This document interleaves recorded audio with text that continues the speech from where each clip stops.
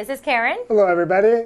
I'm Shane. Today we're looking at part 1 of a short history of the humble scone.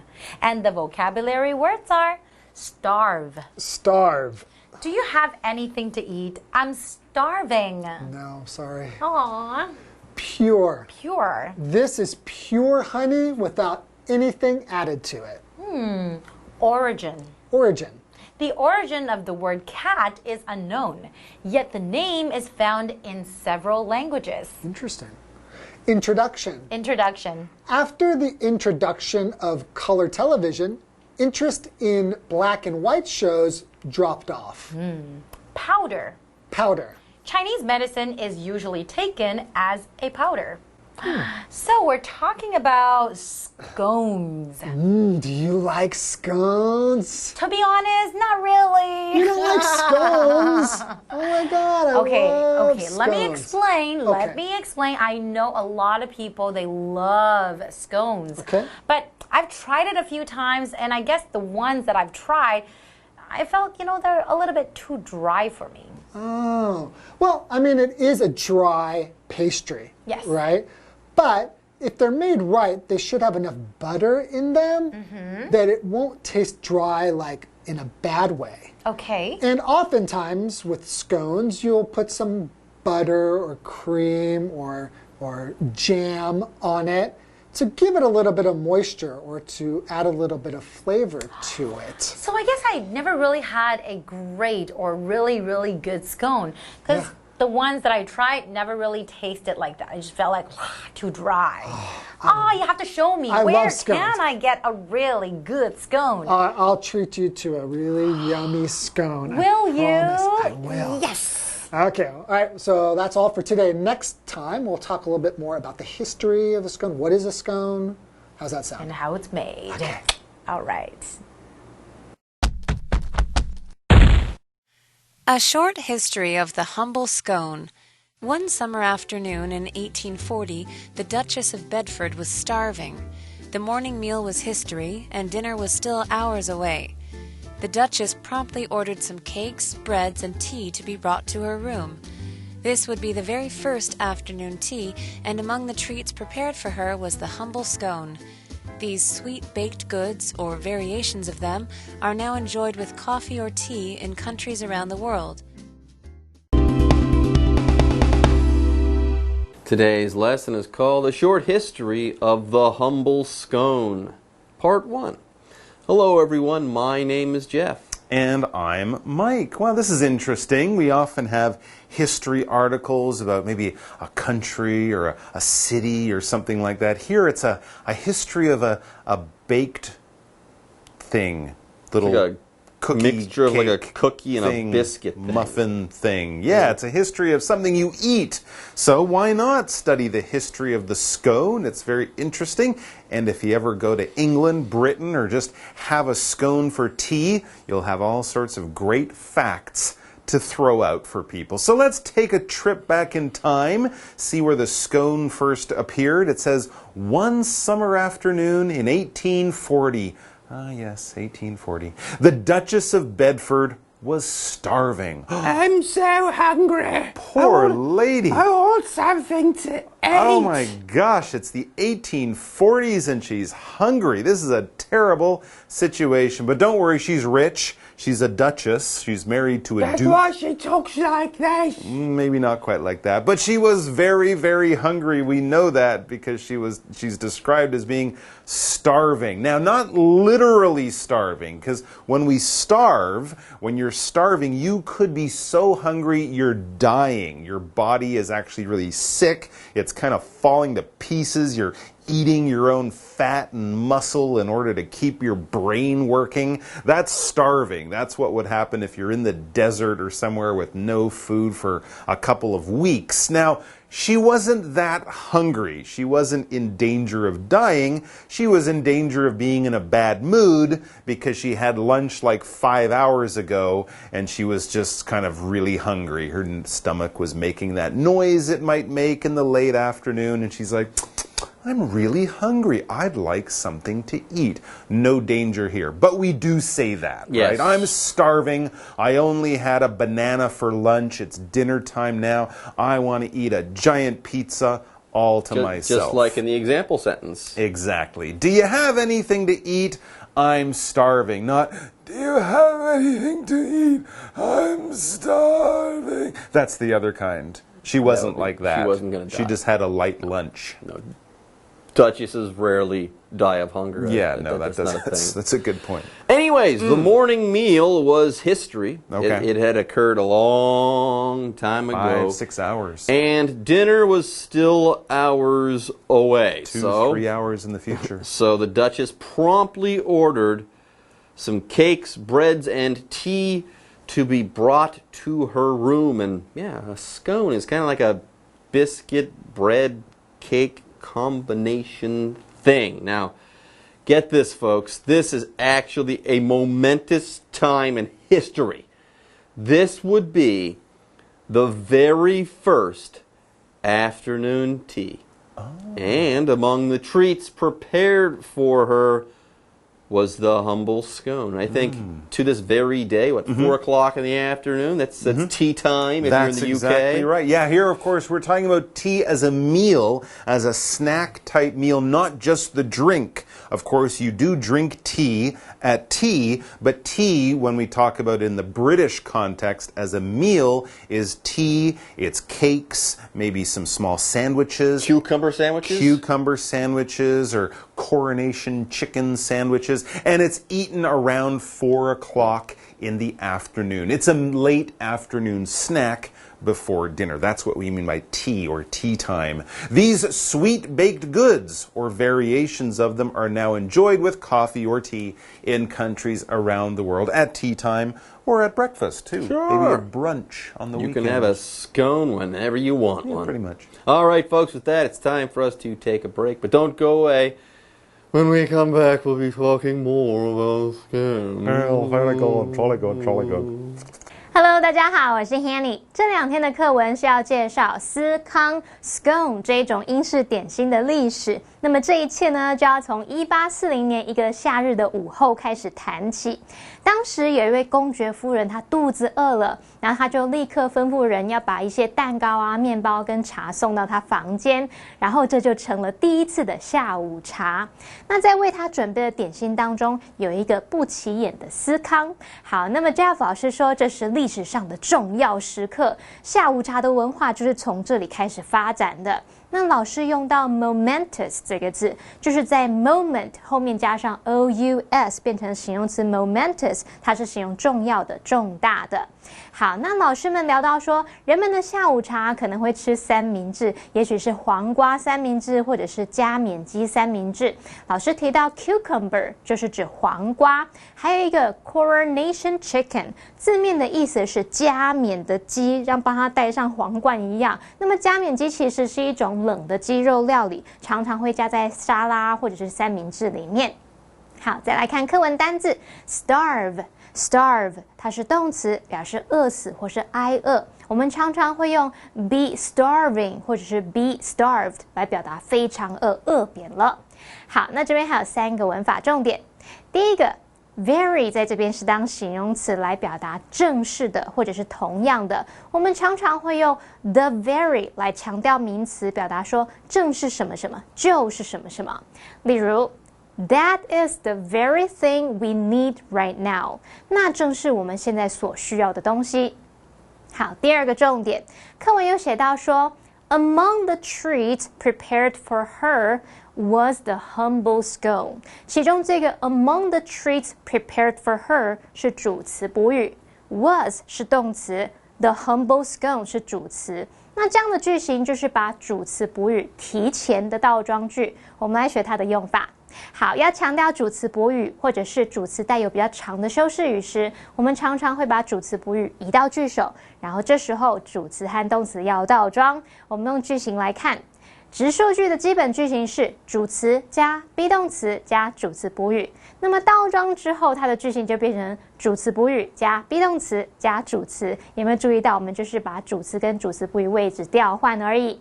例如 A note left by his roommate was lying on the table. 他室友留的纸条在桌上。那句子里面主词是 a note， 后面接了 left by his roommate 是主词的修饰语，然后看到动词是 was lying on the table， 这是主词补语。那么倒装之后就会变成 lying on the table was a note left by his roommate。第三个重点，文中的 the treats prepared 其实是由 the treats which were prepared 简化而来，那这是分词片语的用法。我们的形容词子句呢，可以省略关系代名词，并且把动词改分词，把它简化成分词片语。那么当动词是主动或进行时，我们用现在分词 VING； 被动的时候用过去分词 PP。例如They visited a castle which was built in the 16th century. 他们参观一座兴建于16世纪的城堡。那省略 which， 然后动词因为是被动语态，只要保留过去分词 built， 就会变成 They visited a castle built in the 16th century. 在 castle 后面直接接了分词。好，接回到课文中。A short history of the humble scone.The word scone dates back to 1513. Some experts say it came from a Dutch word meaning pure bread, and others say it came from Scottish Gaelic. The Scottish Gaelic origin lies in the town of Scone, where Scottish kings and queens were crowned. They would sit on a stone known as the Stone of Scone to receive their crown. Okay.The word scone, it dates back to 1513. So we were talking about the first tea time there, but scones predate tea time. Yeah, the word scone, it says here, the word scone dates back to 1513. Now, some experts say it came from a Dutch word meaning pure bread,and others say it came from Scottish Gaelic. Interesting. That's what the experts have to say on this. Anyways, though, here let's talk about the word pure. If something is pure,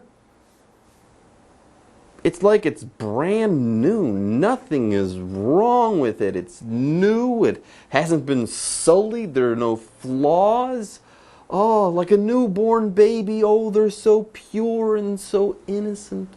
For example, this is pure honey without anything added to it. Yes, this is the real deal. We haven't added anything good or bad to it. It's just that in its pure form. Okay, kind of like how nature made it without anything being done to it. Yep, and then we stole it.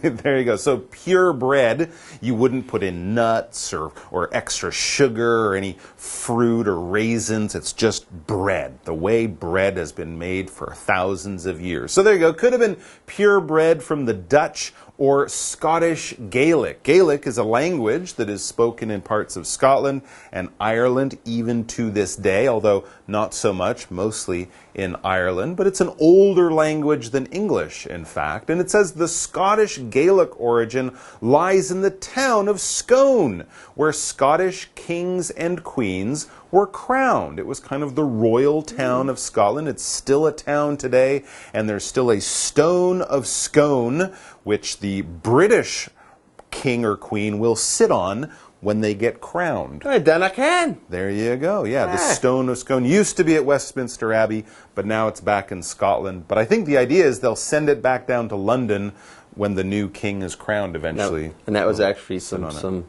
Gaelic. There you go. Then I can. I don't know or I don't understand. I'm sorry my Gaelic isn't all that good. Anyways, let's talk about what an origin is. Yeah, an origin is basically where something comes from. If we talk about the origin of a word, we're talking about where the word was first used, what country and what time and place. And we can talk about the origins of certain things, like the origin of the pizza might go back to Roman times. Some historians say that's where it was first created, first made, first seen, first written down in history. That is its birthplace, time, or something like that. The origin of the word cat is unknown, yet the name is found in several languages. That's very interesting. The origin is probably older than history, so that's why we don't know exactly. How cool is that? Anyways, Yeah. the next sentence says, they would sit on a stone known as the Stone of Scone to receive their crown. It kind of looks like a scone. It's more of a square, but, you know. But read that sentence 10 times fast. They would sit on a stone known as the Stone of Scone. Oh my gosh. Oh, it's time for us to take a break, folks. I've got to untangle my tongue. We'll see you soon. 刚刚说下午茶是从1840年开始发展的，当时那一位公爵夫人的下午茶点心就有包含司康 scone。那么 scone 这个单字呢，则可以追溯到1513年。Jeff 老师说 scone 这个字的起源比下午茶还要早诶。那这时候老师用到 predate 这个字 ，P-R-E-D-A-T-E predate 这个动词表示存在是早于什么什么的，比什么还早的。好，那么课文提到说，有一些专家说 scone 是来自荷兰语当中的一个字，那它的意思是纯粹的面包，而其他专家则是说它来自苏格兰的盖尔语。苏格兰盖尔语的起源是在 Scone 这个城镇。那么苏格兰国王和女王后会在那边被加冕，他们会坐在一块被称为 Stone of Scone 的石头上来接受他们的王冠。好，我们先来看两个单字 pure 它是形容纯净的，没有混杂的。那么老师在讲解时用到一个字叫做 sully S-U-L-L-Y sully 这个动词则是可以表达败坏、玷污或是损坏的意思。下一个单字 origin 它表示起源、来源。那Jeff老师刚刚在念那个 Stone of Scone 那一句英文时，他觉得自己舌头都要打结了，他就开玩笑说他要去把打结的舌头给解开。我们顺便来学一下 tangle 这个字 T-A-N-G-L-E 可以表达使什么纠结，那么在前面加上 un 会变相反词 untangle 就是解开来咯。接回到课文中。A short history of the humble scone. The first scones are believed to have been created in Scotland. Made with oats, the dough was shaped into a large round, cooked on a pan like a pizza over an open fire, and cut into triangles. Later on, the introduction of baking powder led to the individual oven-baked scones we see today.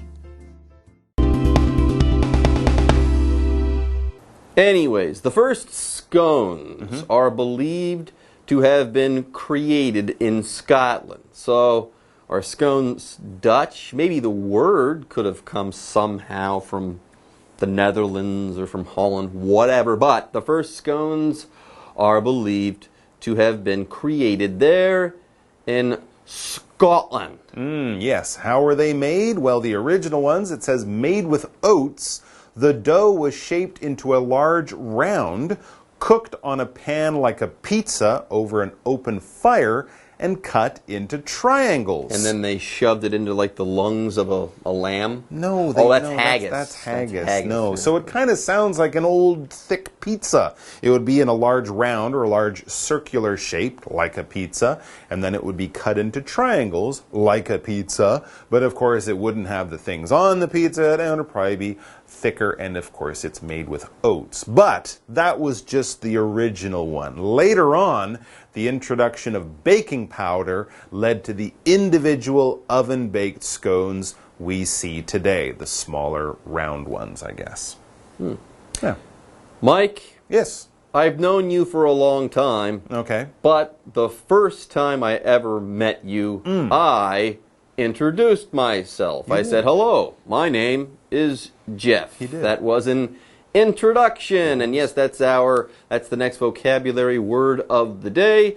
An introduction is when something comes to be. You get to know someone. Something becomes widespread, so on, so forth. Something becomes introduced. Like Steve Jobs there. He was really good at launching products. He would have these big events where he would launch iPhones. He would introduce these new inventions to the public. And you could call these introductions of iPhones to the public or something like that. For example, after the introduction of color television, interest in black and white shows dropped off. Yeah, once people got color televisions, why are they watching black and white televisions? Doesn't make any sense. Good point. So when we say an introduction, it's not when something was first made, but kind of when it first got out there to the people, to the public, or something like that. All right, so they had baking powder now. Yay! What is this baking powder? Well, powder is basically a very fine material. You blow it and it kind of puffs up in a cloud. If you have something hard or large and you crush it or smash it or grind it or pound it with a hammer until it's not just small pieces, but really, really, really small pieces, smaller and lighter than sand, and you can blow it off your hand because it's very dry and loose. That's powder. So don't think of salt, think of flour. Don't think of sand, think of that powder you might put on your hands or on your body after a shower or something like that. That's what we're talking about with powder. Don't get it in your nose, though, because it will probably make you sneeze. For example, Chinese medicine is usually taken as a powder. You could take Western medicine as a powder, but they usually make it into pills, so it's easier to swallow. But it probably was a powder at some point. It could be found in powder form. Probably. Or you could smash it with a hammer. I suppose you could. But don't do that. All right, folks, with that, it's time for us to take a break, but don't go away. Next time, we'll be talking about part 2 of the humble scone and its history. Did we get to eat any? No. 好，课文接着写到，最早的司康据信是在苏格兰制造的。那这边我们来学习表达据说的这个用法。好，主词加上 be believed to 加原形动词，可以表达据信怎么样怎么样，一般认为怎么样怎么样。那么常常也会用虚主词 it 开头，把它写成 it is believed 再加 that 子句。举例来说 ，The painting is believed to be over 500 years old。也可以说成 It is believed that the painting is over 500 years old。一般认为那幅画有超过500年的历史。好，另外，如果据说的事情发生的时间是早于你说话，比你说话的当时还要早，那么句型是主词加上 be believed to have 加 pp。好 ，believed 后面是要接不定词完成式 to have 加 pp。好，例如 More than 30 people are believed to have died in the fire。据信有超过30个人死于那一场火灾。好，那么刚刚说一般认为司康是在苏格兰制造的，那它是把燕麦做的这个生面团，把它塑形成一个大圆，就像披萨一样放在平底锅上面，用炉火来烹调，然后再把它切成三角形。那么后来因为泡打粉的引进，才演变成我们现在看到那种用烤箱烤的司康。好，这边有2个单字。Introduction 它是表达引进或是采用或者是介绍的意思。那么 powder 表示粉末， baking powder 就可以表达泡打粉。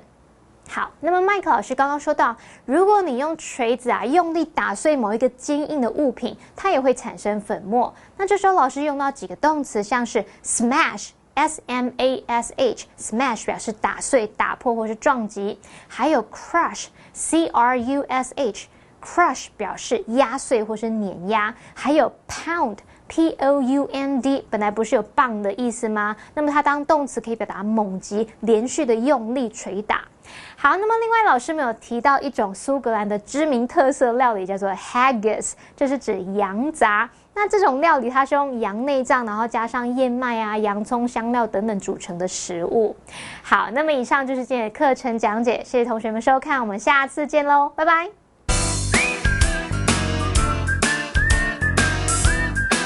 See you next time.